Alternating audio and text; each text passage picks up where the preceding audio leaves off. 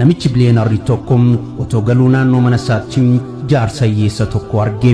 Jaarsi kun wanti inni uffatee jiru waan qorrarraa dhooggu osoo hin taane uffannaa haphii wayii uffatee jireenya isaa jiraataa ture. Namichi dureessi kun namicha hiyyeessa kanaan akkas jedhe, qorra kanaan uffata akkasiidhaan taa'uu miti. Otoo waan furdaayyuu uffattee jiraatte qorra kana akkamitti dandeessee teessa sittiin qorru jedhe isa gaafate. Jaarsi hiyyeessi sunis deebiseef uffata qorraa hin qabu, garuu qorricha waliin wal baree jira jedhe deebiseef. Namichi bileenarri kunis deebisee qo'i mana koo keessaa uffata qorraa sii fidaa na eegi jedhe gara mana isaatti deeme. Jaarsi hiyyeessi sunis baay'ee gammadee abdii amma booda qorra jalaa bahee jedhu horatee tole sin eegaa isaan jedhe.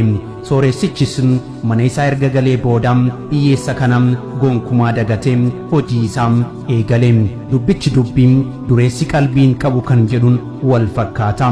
Dureessichi ganama isaa akka tasaa waa'ee namicha sanaa yaadatee nahee dafee namicha hiyyeessa sana barbaaduuf mana isaa keessaa bahe. Garuu gaafa dhaqu jaarsi hiyyeessi sun qorri ajjeesee jira. Jaarsi hiyyeessi sun otoo hin duun dura xalayaa akkas jedhuun barreesseefii ture. Amma irratti otoon uffata qorraa hin qabaatin sammuun ittiin qorra kana dandamadhu qaban ture.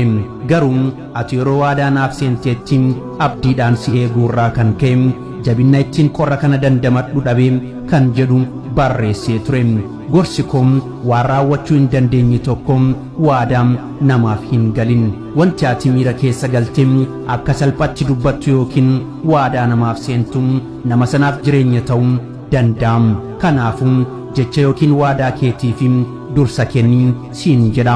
Gurbaa qaxalee fuloof subscribe hin dagatinaa.